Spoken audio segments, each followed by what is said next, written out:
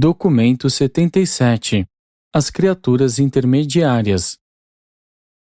A maioria dos mundos habitados de Nébadon abriga um ou mais grupos de seres únicos que existem em um nível de operação vital, que é intermediário entre o dos mortais dos reinos e o das ordens angélicas. E por isso eles são chamados de criaturas ou seres intermediários. Essas criaturas parecem ser um acidente do tempo, mas são encontradas em um âmbito tão vasto e são de uma ajuda tão preciosa que há muito nós as aceitamos como uma das ordens essenciais à nossa ministração planetária combinada. Em Urântia, duas ordens distintas de seres intermediários estão em função: o corpo primário ou mais antigo, que veio à existência nos dias passados da Dalamátia, e o corpo secundário ou mais jovem, cuja origem data dos tempos de Adão. 1. Os seres intermediários primários. Os seres intermediários primários têm a sua origem em uma interligação única entre o material e o espiritual em Urântia. Sabemos da existência de criaturas semelhantes em outros mundos e outros sistemas, mas elas originaram-se por meio de técnicas diferentes. É conveniente ter-se sempre em mente que as auto-outorgas sucessivas dos filhos de Deus em um planeta em evolução produzem mudanças acentuadas na economia espiritual daquele reino e que algumas vezes modificam os trabalhos de interação das agências espirituais e materiais em um planeta e criam situações que são de fato difíceis de serem compreendidas. O status dos 100 membros corpóreos da assessoria do príncipe Caligástia ilustra com precisão essa interassociação única. Como cidadãos moronciais ascendentes de Jerusalém, eles eram criaturas supramateriais sem as prerrogativas da reprodução. Como ministros planetários descendentes em Urântia, eles eram criaturas materiais sexuadas capazes de gerar uma progenie material, como alguns o fizeram mais tarde. O que não podemos explicar satisfatoriamente é como essas 100 pessoas puderam funcionar no papel de progenitores em um nível supramaterial, mas isso foi exatamente o que aconteceu. Um enlace supramaterial não sexual entre um membro masculino e um feminino da assessoria corpórea resultou no surgimento das primogênitas entre as criaturas intermediárias primárias. Imediatamente foi descoberto que as criaturas dessa ordem, a meio caminho entre o nível mortal e o angélico, seriam de grande utilidade no serviço dos assuntos da sede central do príncipe, e então cada par da assessoria corpórea recebeu a autorização para gerar um ser semelhante. Esse esforço resultou no primeiro grupo de 50 criaturas intermediárias. Depois de um ano de observação do trabalho desse grupo único, o príncipe planetário autorizou a reprodução de seres intermediários sem restrição. Esse plano foi levado adiante enquanto perdurou o poder de criar, e o corpo original de 50.000 criaturas nasceu desse modo. Um período de meio ano interpunha-se entre a produção de um ser intermediário e o próximo. E, quando 1 milhar desses seres havia nascido, de cada casal não se criava mais nenhum. E não há explicações alguma disponível quanto ao porquê da exaustão desse poder, depois que a progênie atingia o número de 1000. Todas as tentativas seguintes sempre resultaram em fracassos. Essas criaturas constituíram o corpo de informação da administração do príncipe. Elas percorriam todos os lugares, estudando e observando as raças do mundo e prestando outros serviços inestimáveis ao príncipe e ao seu corpo de assessores na tarefa de influenciar a sociedade humana em áreas distantes da sede planetária. Esse regime continuou até os dias trágicos da rebelião planetária, que fez com que caíssem mais de 4/5 das criaturas intermediárias primárias. O corpo leal aderiu ao serviço dos administradores Melquisedeques, funcionando sob a liderança titular de Van até os dias de Adão. 2. A raça nodita. Embora esta narrativa seja sobre a origem, natureza e função das criaturas intermediárias de Urântia, o parentesco entre as duas ordens, a primária e a secundária, torna necessário que se interrompa a história das criaturas intermediárias primárias neste ponto para acompanhar-se a linhagem da descendência dos membros rebeldes do grupo de assessores corpóreos do príncipe Caligástia, desde os dias da rebelião planetária até a época de Adão. Foi essa linhagem hereditária que nos dias iniciais do segundo jardim forneceu a metade da ascendência para as ordens secundárias de criaturas intermediárias. Os membros físicos da assessoria do príncipe haviam sido formados como criaturas sexuadas com o propósito de participarem do plano de procriação de uma descendência que incorporasse as qualidades combinadas da sua ordem especial aliadas àquelas da linhagem selecionada das tribos de Andon, e tudo isso em antecipação ao aparecimento posterior de Adão. Os portadores da vida haviam planejado um novo tipo de ser mortal que englobava a união da progenie conjunta da assessoria do príncipe com a primeira geração da progenie de Adão e Eva.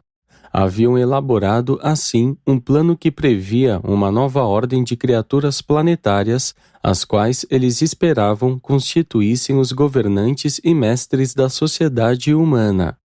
Esses seres estavam destinados à soberania social, não à soberania civil. No entanto, já que esse projeto malogrou quase completamente, nunca saberemos de que espécies de aristocracia de liderança benigna e cultura ímpar Urântia ficou privada desse modo.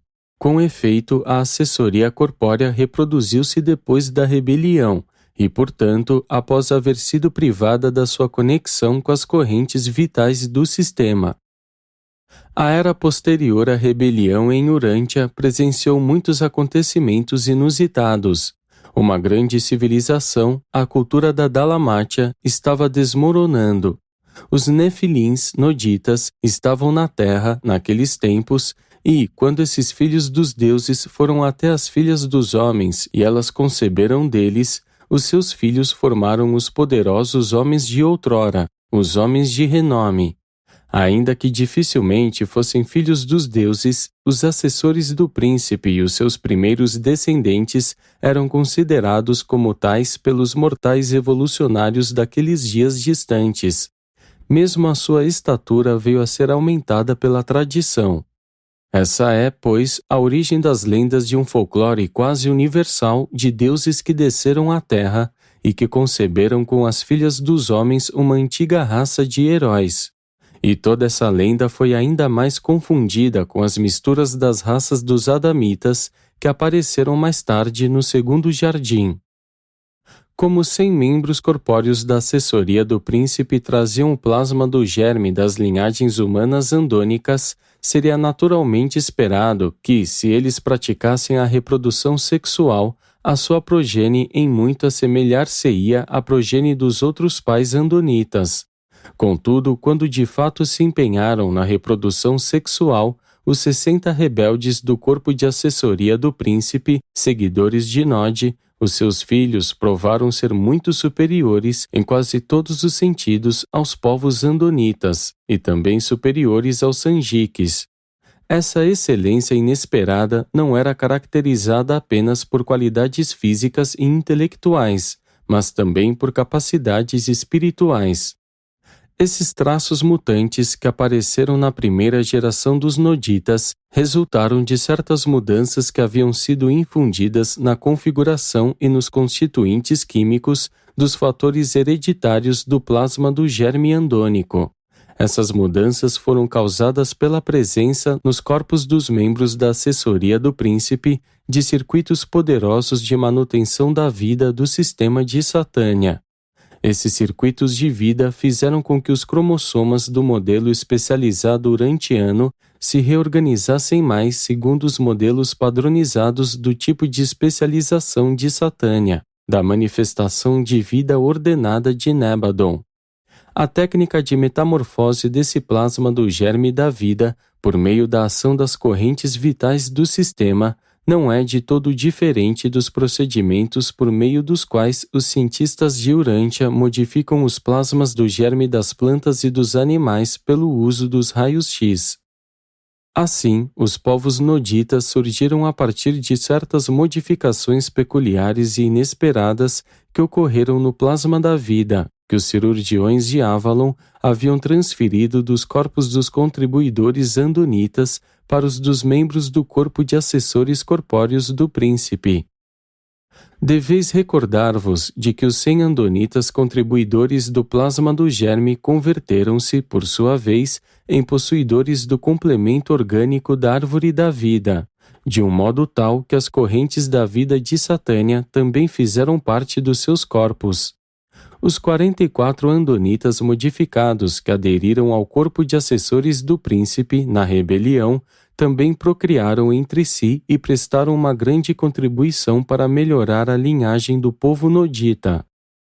Esses dois grupos, abrangendo 104 indivíduos que traziam em si o plasma do germe andonita modificado, constituem os ancestrais dos noditas, a oitava raça a aparecer em Urântia.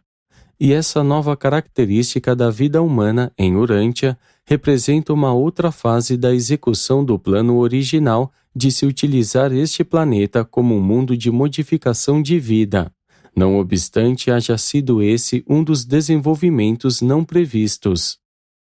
Os noditas de linhagem pura foram uma raça magnífica, mas gradativamente misturaram-se aos povos evolucionários da Terra, e não demorou muito para que ocorresse uma grande deterioração.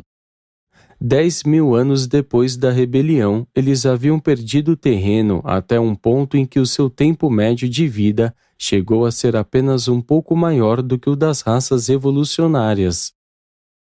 Quando os arqueólogos desenterraram os blocos de argila com os registros dos sumérios, os mais recentes descendentes dos noditas, eles descobriram listas de reis sumérios que remontam a vários milhares de anos atrás.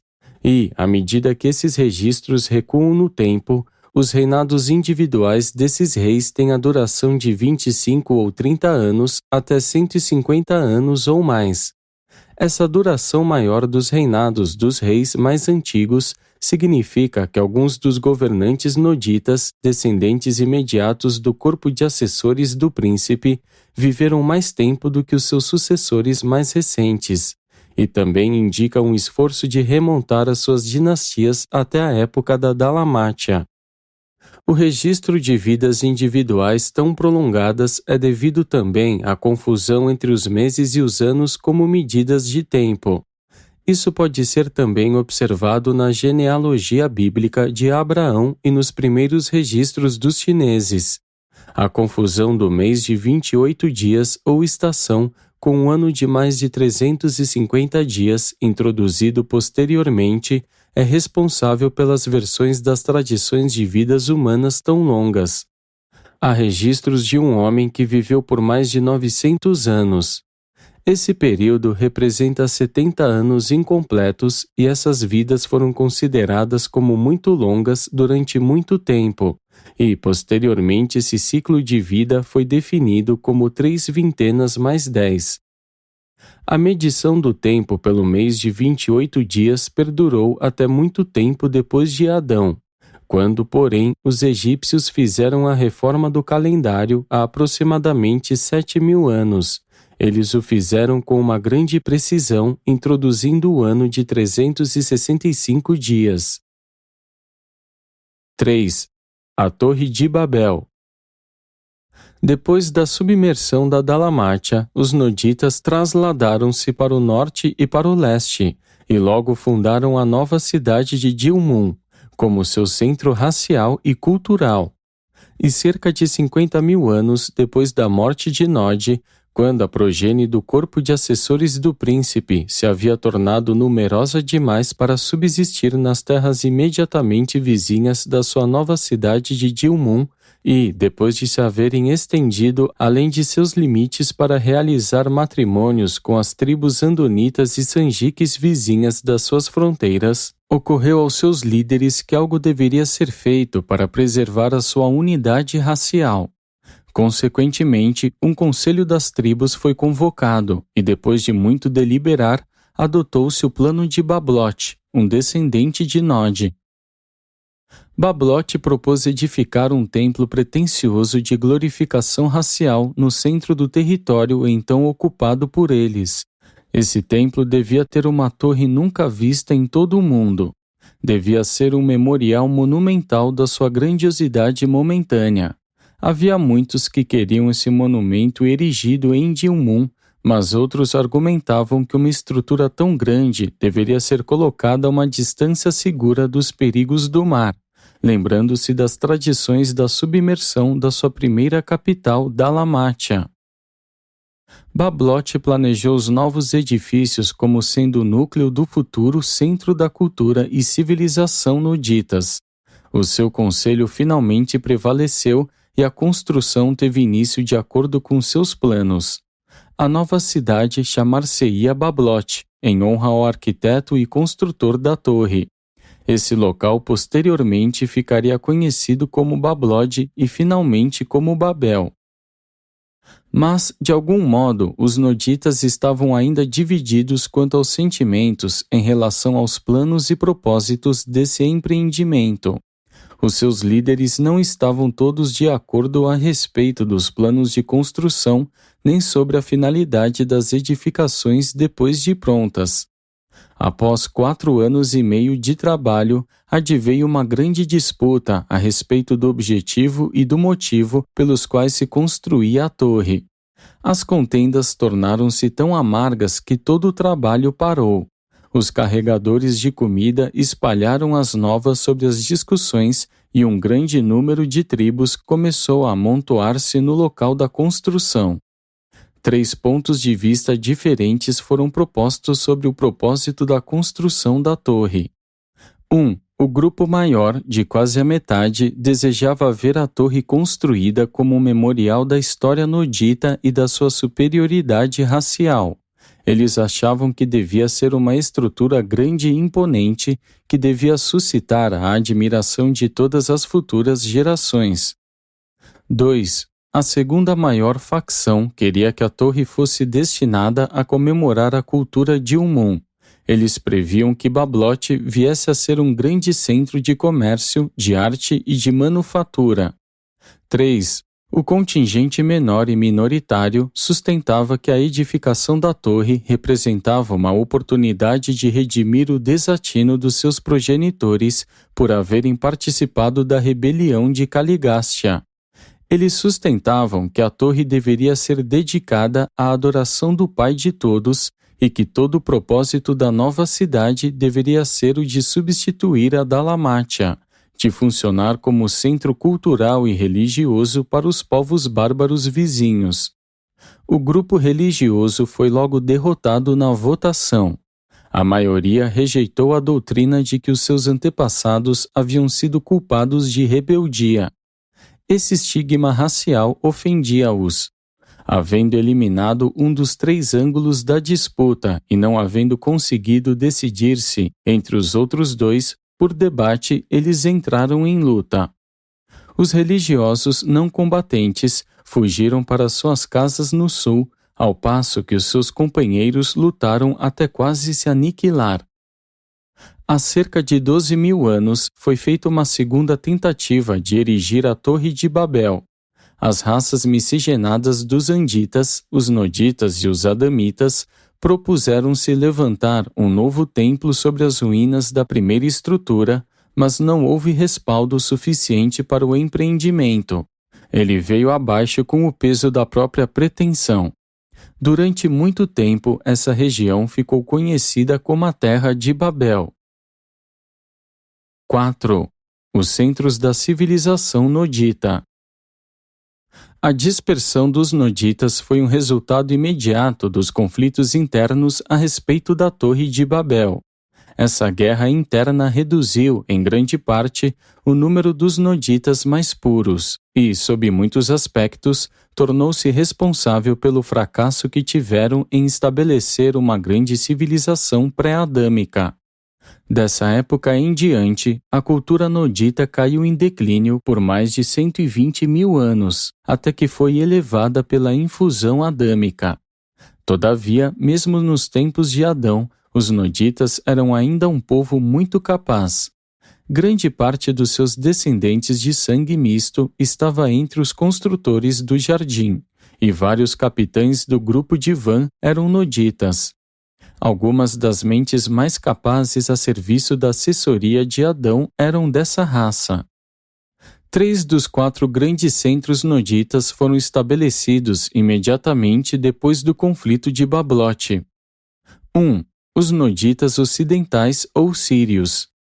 Os remanescentes do grupo nacionalista ou os memorialistas raciais dirigiram-se para o norte, unindo-se aos andonitas para fundar os centros ulteriores noditas a noroeste da Mesopotâmia.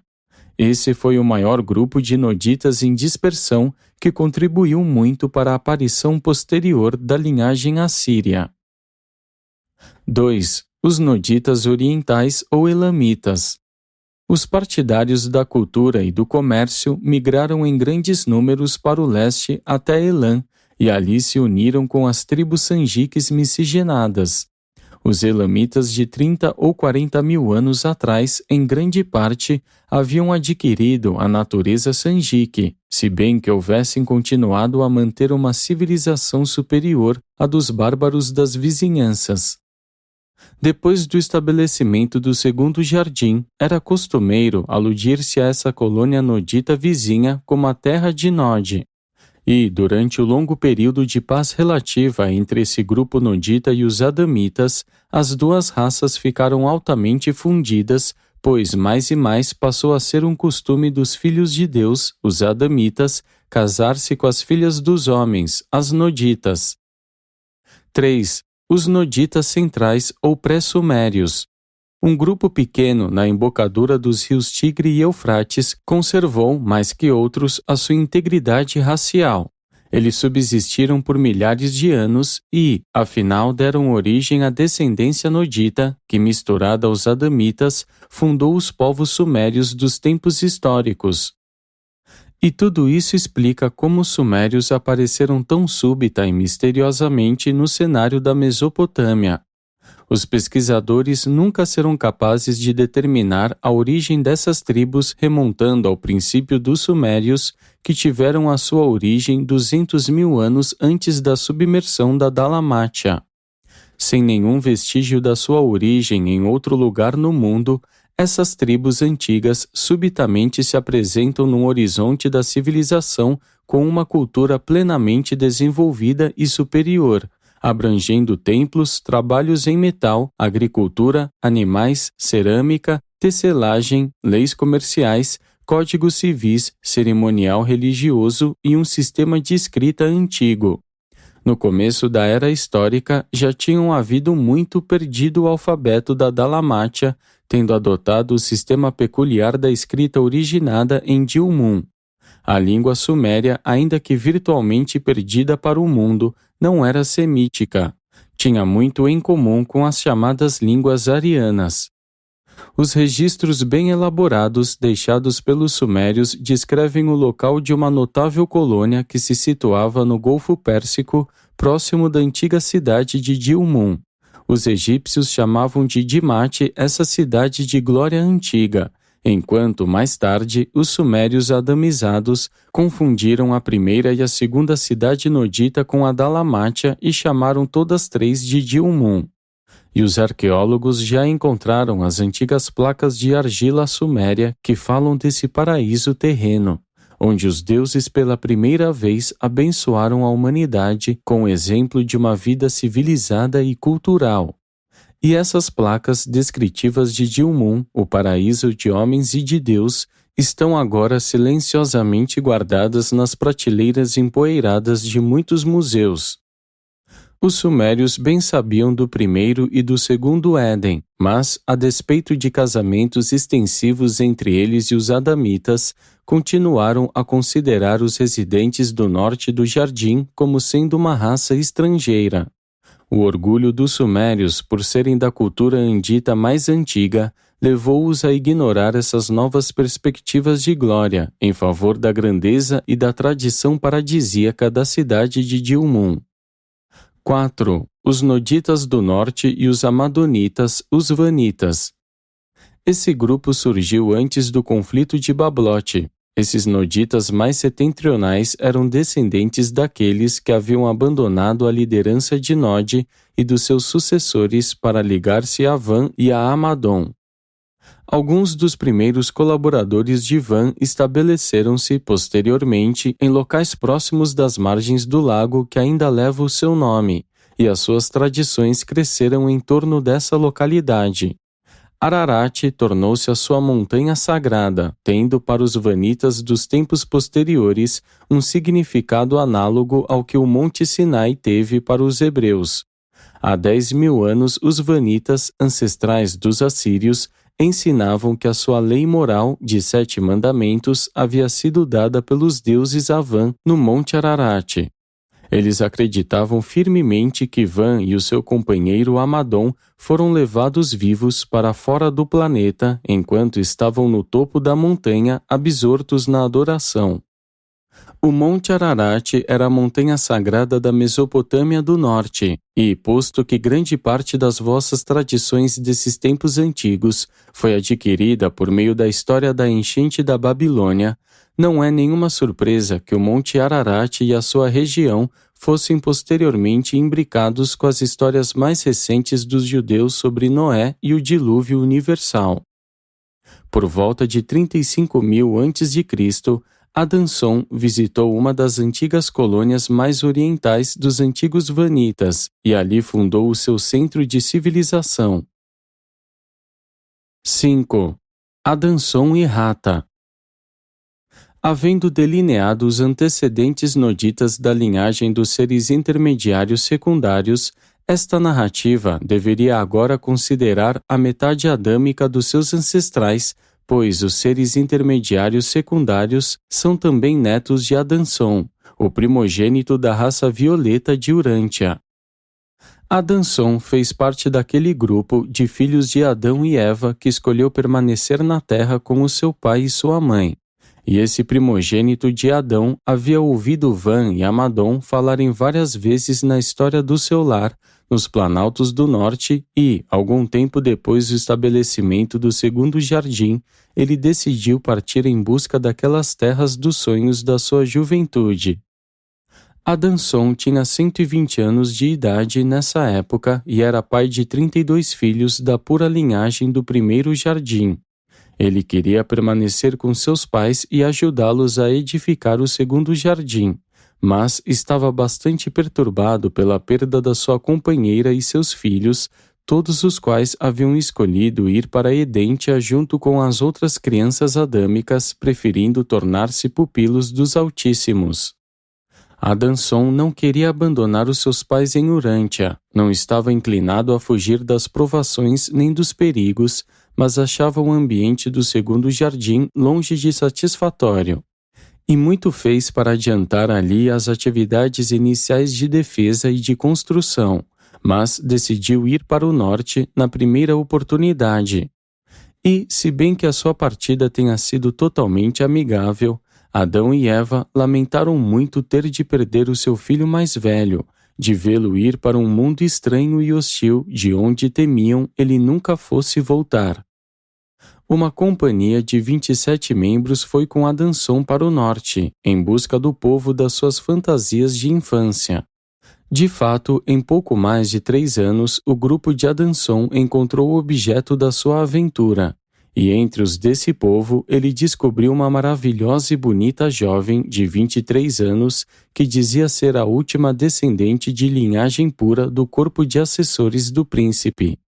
Essa mulher, Hata, dizia que os seus ancestrais eram todos descendentes de 2 membros caídos do corpo de assessores do príncipe. Ela era a última da sua raça, não tendo irmãos nem irmãs vivos. Já havia decidido não se casar, havia acabado de decidir não deixar nenhuma progenie, mas entregou o seu coração ao majestoso Adanson. E quando ouviu a história do Éden, de como as predições de Van e de Amadon haviam realmente acontecido, e, quando ficou sabendo da falta cometida no jardim, ficou possuída por um único pensamento: desposar esse filho e herdeiro de Adão.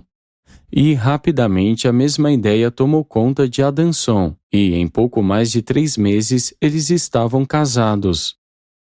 Adanson e Rata tiveram uma família de 67 crianças. Deram origem a uma grande linhagem de dirigentes do mundo, mas fizeram algo mais.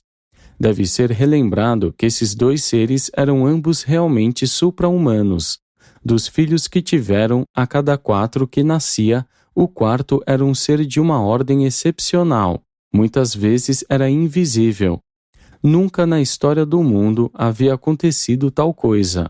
Rata ficou bastante impressionada e até mesmo supersticiosa, mas Adanson sabia muito bem da existência das criaturas intermediárias primárias e concluiu que alguma coisa semelhante devia estar acontecendo diante dos seus olhos. Quando veio o segundo ser de comportamento estranho, ele decidiu que os 2 deviam acasalar-se, pois que um era masculino e o outro feminino. E essa é a origem da ordem secundária de seres intermediários. Dentro de 100 anos, antes que esse fenômeno tivesse o seu fim, quase 2.000 seres foram trazidos à existência. Adanson viveu por 396 anos. Muitas vezes ele voltou para visitar o seu pai e sua mãe. A cada 7 anos, ele e Rata viajavam para o sul, até o segundo jardim, e, nesse meio tempo, as criaturas intermediárias o mantinham informado a respeito do bem-estar do seu povo. Durante a vida de Adanson, elas prestaram um grande serviço com a edificação de um novo centro mundial independente para a verdade e a retidão. Adanson e Rata, assim, tiveram sob o seu comando esse corpo maravilhoso de ajudantes que trabalhou com eles durante as suas longas vidas, ajudando-os na propagação da verdade avançada e na disseminação de padrões espirituais, intelectuais e físicos mais elevados de vida. E os resultados desse esforço de melhorar o mundo nunca foram totalmente eclipsados pelos retrocessos posteriores. Os Adansonitas mantiveram uma cultura elevada por quase 7.000 anos depois da época de Adanson e Rata. Mais tarde, miscigenaram-se com os vizinhos Noditas e Andonitas e foram igualmente incluídos entre os poderosos homens de outrora.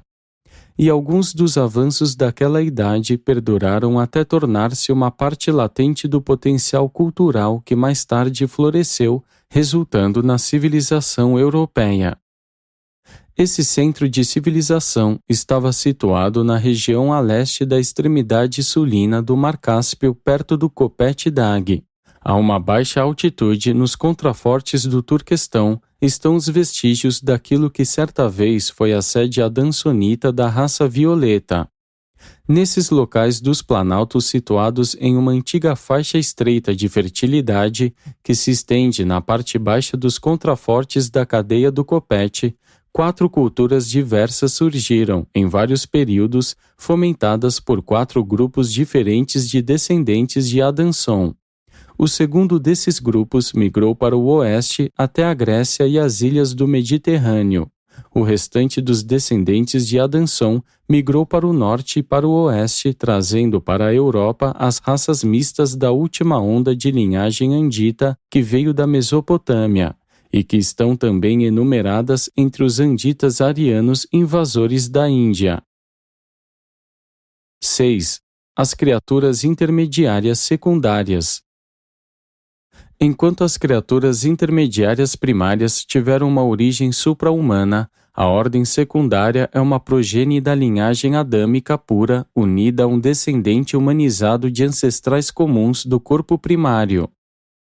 Entre os filhos de Adanson, houve apenas 16 desses progenitores peculiares de criaturas intermediárias secundárias.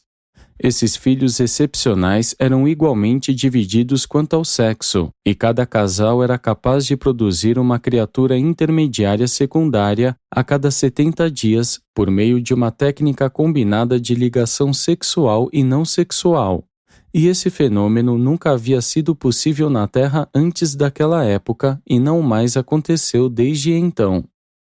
Esses 16 filhos viveram e morreram como mortais do reino, exceto pelas suas peculiaridades, mas a sua progenie eletricamente energizada vive indefinidamente, não estando sujeita às limitações da carne mortal. Cada um dos 8 casais finalmente produziu 248 criaturas intermediárias, e assim o corpo secundário original, em um total de 1984, veio à existência. Há 8 subgrupos de criaturas intermediárias secundárias. Elas são designadas como ABC, a primeira, a segunda, a terceira e assim por diante. E depois há as D e F, a primeira, a segunda e assim por diante. Depois da falta de Adão, as criaturas intermediárias primárias retornaram para o serviço dos administradores Melquisedeques, enquanto as do grupo secundário permaneceram ligadas ao centro de Adanson até a morte dele. 33 dessas criaturas intermediárias secundárias, chefes da sua organização, quando da morte de Adanson, tentaram mudar toda a ordem, levando-a para o serviço dos Melquisedeques, efetivando assim uma ligação com as do corpo primário. Mas, não tendo conseguido efetivar isso, desertaram do restante dos seus companheiros e passaram em bloco ao serviço dos administradores planetários. Depois da morte de Adanson, o remanescente das criaturas intermediárias secundárias tornou-se uma influência estranha, desorganizada e independente em Urântia. Daquela época aos dias de Maquiventa Melquisedeque, elas levaram uma existência irregular e não organizada. Foram parcialmente recolocadas sob controle por esse Melquisedeque, mas ainda eram uma fonte de muitas confusões até os dias de Cristo Micael. E, durante a permanência dele na Terra, todas elas tomaram suas decisões finais quanto ao seu destino futuro.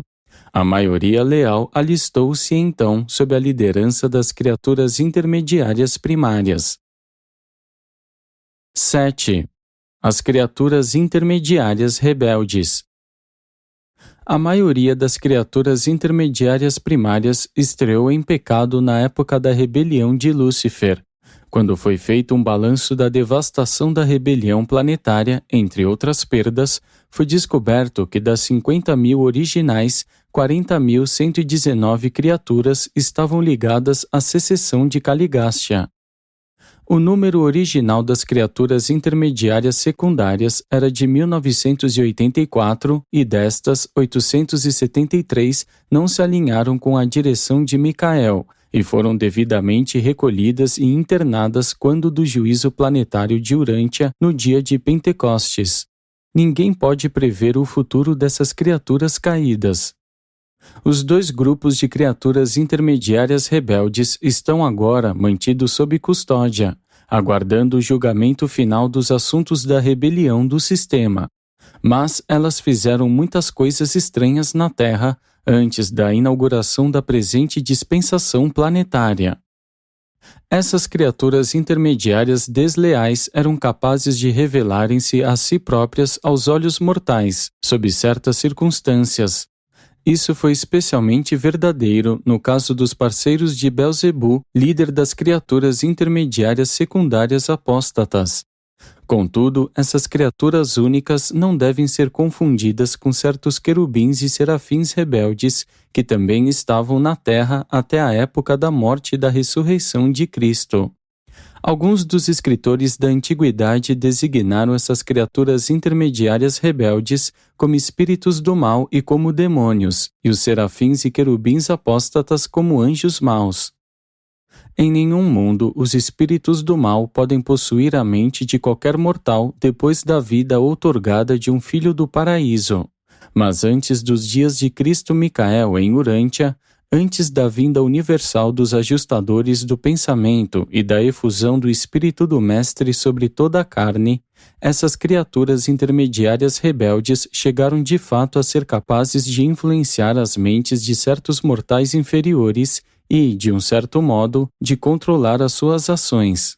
Isso era realizado de um modo muito semelhante àquele pelo qual as criaturas intermediárias leais funcionam quando elas servem eficientemente como guardiãs de contato das mentes humanas, dos membros do corpo de reserva do destino de Urântia naqueles momentos em que o ajustador está, com efeito, destacado da personalidade durante uma sessão de contato com inteligências supra-humanas. Não é mera figura de retórica quando os registros afirmam: e trouxeram a ele toda a sorte de pessoas doentes, aqueles que estavam possuídos por diabos e aqueles que eram lunáticos. Jesus sabia reconhecer a diferença entre a insanidade e a possessão demoníaca, embora tais estados fossem bastante confundidos nas mentes daqueles que viveram naqueles dias e naquela geração. Mesmo antes de Pentecostes, nenhum espírito rebelde podia dominar uma mente humana normal, mas, desde aquele dia, mesmo as mentes fracas de mortais inferiores estão livres de tais possibilidades. Desde a vinda do Espírito da Verdade, a suposta expulsão de diabos tem sido uma questão de confusão da crença na possessão demoníaca, com a histeria, a insanidade e a debilidade mental.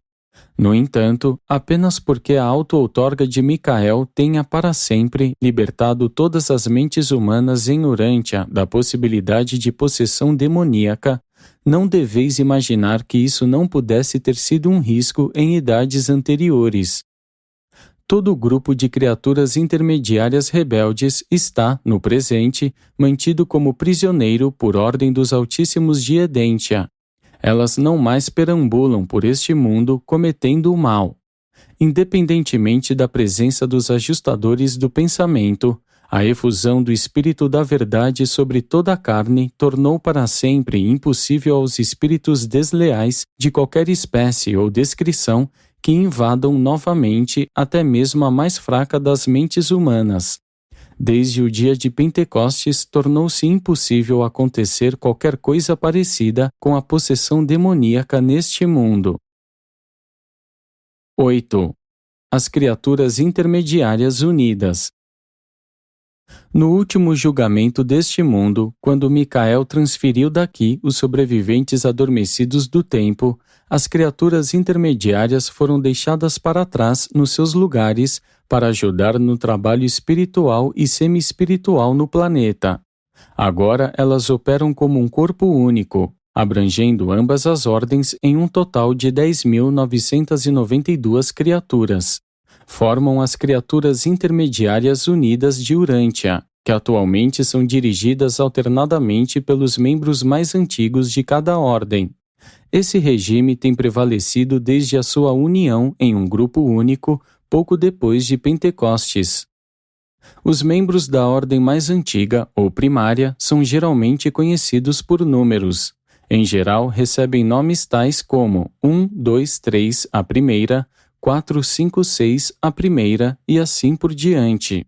Em Urântia, as criaturas intermediárias adâmicas são designadas alfabeticamente para que sejam distinguidas das designações numéricas das criaturas intermediárias primárias. Ambas as ordens são de seres não materiais no que diz respeito à nutrição e à absorção de energia, mas elas compartilham de muitos aspectos humanos e são capazes de entender e desfrutar do vosso humor e a vossa adoração. Quando ligadas aos mortais, elas entram no espírito do trabalho humano, de descanso e de diversão. Mas as criaturas intermediárias não dormem, nem possuem poderes de procriação.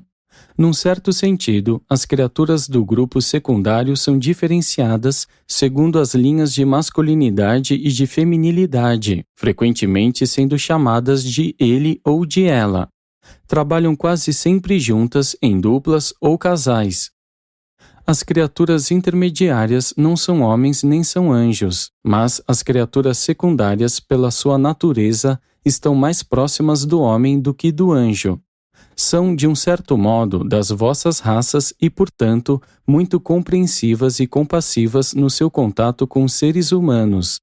São de um valor inestimável para os serafins no seu trabalho com as várias raças da humanidade e para essas raças. e ambas as ordens são indispensáveis aos serafins que servem como guardiães pessoais dos mortais. As criaturas intermediárias unidas de Urântia estão organizadas para o serviço junto com os serafins planetários, de acordo com os dons inatos e as habilidades adquiridas nos grupos seguintes. 1. As criaturas intermediárias mensageiras. Este grupo tem nomes, formam um corpo pequeno que presta grande ajuda, em um mundo evolucionário, no serviço da comunicação pessoal rápida e de confiança. 2. As sentinelas planetárias. As criaturas intermediárias são guardiãs, são sentinelas dos mundos do espaço. Elas executam tarefas importantes como observadoras para todos os numerosos fenômenos e tipos de comunicação que são de importância para os seres sobrenaturais do reino. Elas patrulham o reino invisível e espiritual do planeta. 3. As personalidades de contato. Nos contatos feitos com os seres mortais dos mundos materiais, tais como os que foram feitos com o sujeito por meio de quem essas comunicações foram transmitidas, as criaturas intermediárias são sempre utilizadas. Elas são um fator essencial nessas ligações entre o nível espiritual e o material. 4. Os ajudantes do progresso. Estas são as mais espirituais das criaturas intermediárias, e estão distribuídas como assistentes das várias ordens de serafins que funcionam em grupos especiais no planeta. As criaturas intermediárias variam muito nas suas habilidades de fazer contato com os serafins acima delas e com seus primos humanos abaixo. É bastante difícil, por exemplo, para as criaturas intermediárias primárias fazer contato direto com agências materiais. Elas estão consideravelmente mais próximas do tipo angélico de ser e são, portanto, usualmente designadas para trabalhar e para ministrar junto com as forças espirituais residentes no planeta. Elas atuam como companhia e guia para os visitantes celestes e os hóspedes estudantes, enquanto as criaturas secundárias ficam quase que exclusivamente ligadas à ministração aos seres materiais do reino. As 1111 criaturas intermediárias secundárias leais estão engajadas em missões importantes na Terra. Se comparadas às suas companheiras primárias, elas são decididamente materiais. Existem exatamente fora do campo da visão mortal e possuem latitude suficiente de adaptação para fazer, à vontade, contato físico com o que os humanos chamam de coisas materiais. Essas criaturas únicas têm certos poderes definidos sobre as coisas do tempo e do espaço, como também sobre os animais do reino. Muitos dos fenômenos materiais atribuídos aos anjos têm sido realizados pelas criaturas intermediárias secundárias. Quando os primeiros instrutores do Evangelho de Jesus foram jogados dentro das prisões pelos líderes religiosos ignorantes daquela época, um verdadeiro anjo do Senhor abriu as portas da prisão à noite e os conduziu para fora. Mas, no caso da libertação de Pedro, depois da execução de Tiago, por ordem de Herodes, foi uma criatura intermediária secundária quem executou o trabalho atribuído a um anjo. O principal trabalho delas hoje é o de serem colaboradoras invisíveis na ligação pessoal daqueles homens e mulheres que constituem o corpo da reserva planetária de destino. Foi o trabalho desse grupo secundário, competentemente auxiliado por algumas criaturas do corpo primário, que provocou a coordenação das personalidades e das circunstâncias em Urântia, que finalmente induziram os supervisores celestes planetários a iniciar as petições que resultaram na concessão dos mandados que tornaram possíveis as séries de revelações das quais esta apresentação é uma parte. Deve ficar claro, porém, que as criaturas intermediárias não estão envolvidas com os espetáculos sórdidos que são executados sob a designação geral de espiritismo. As criaturas intermediárias que atualmente estão em Urântia, todas as quais têm um status honorável, de modo nenhum estão ligadas aos fenômenos da chamada mediunidade.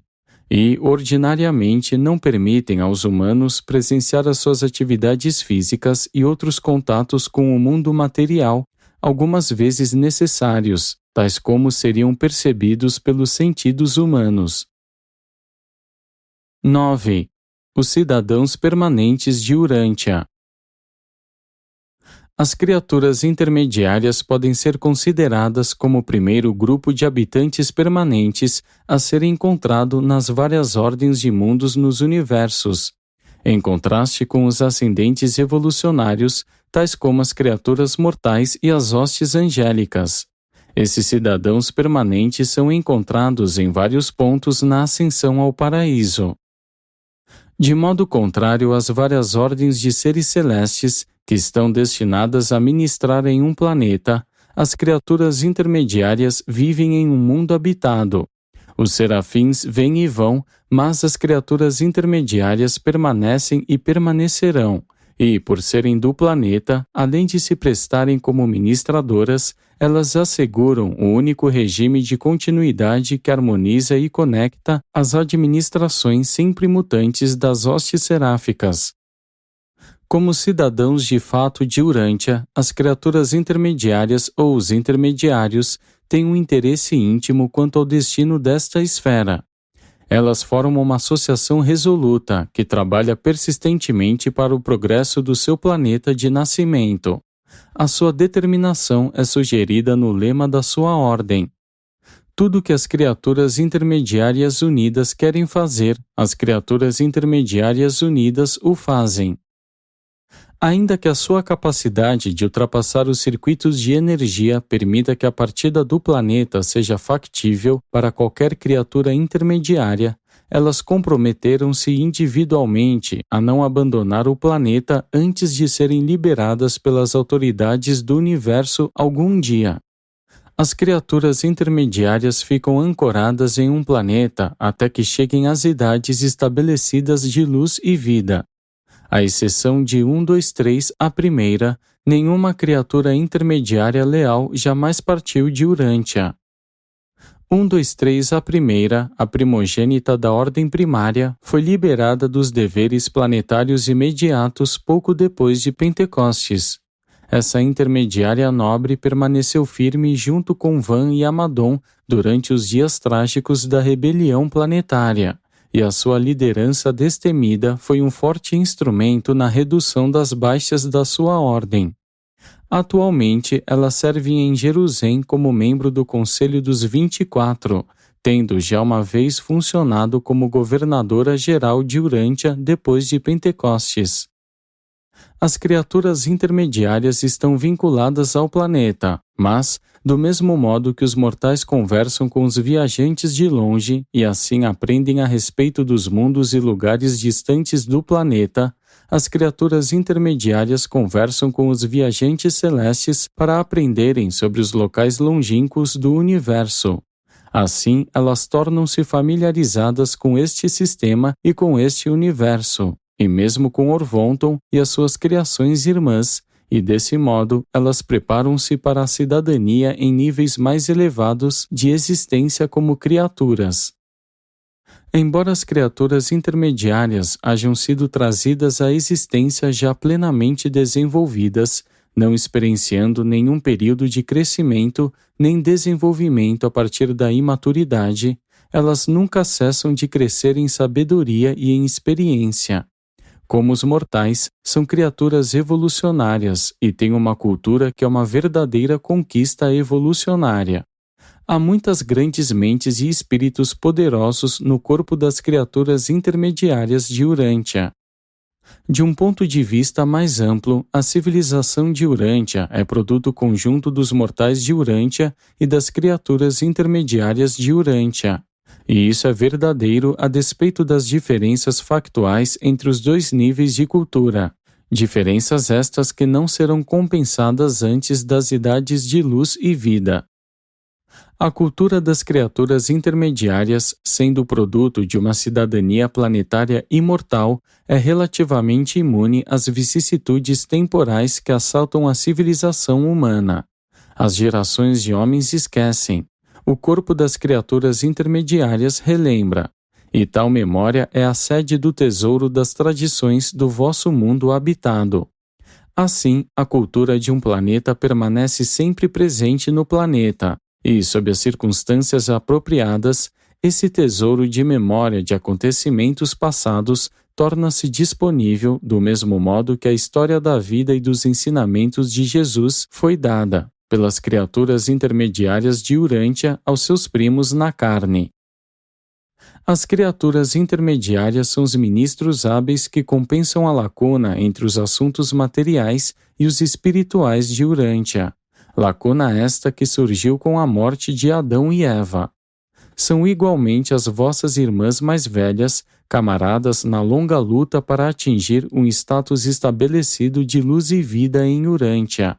As criaturas intermediárias unidas são um corpo testado contra rebeliões, e elas irão fielmente cumprir a sua parte na evolução planetária até que este mundo atinja a meta das idades, até aquele dia distante em que, de fato, a paz reinar na Terra e houver de verdade boa vontade nos corações dos homens. Devido ao valioso trabalho executado por essas criaturas, concluímos que elas são uma parte verdadeiramente essencial da economia espiritual dos reinos. E, nos mundos em que a rebelião não desfigurou os assuntos planetários, elas são de ajuda ainda maior para os serafins. Toda a organização dos espíritos elevados das hostes angélicas e das companheiras intermediárias está devotada entusiasticamente a realizar o plano do paraíso para a ascensão progressiva e a realização da perfeição dos mortais evolucionários, um dos assuntos supernos do universo.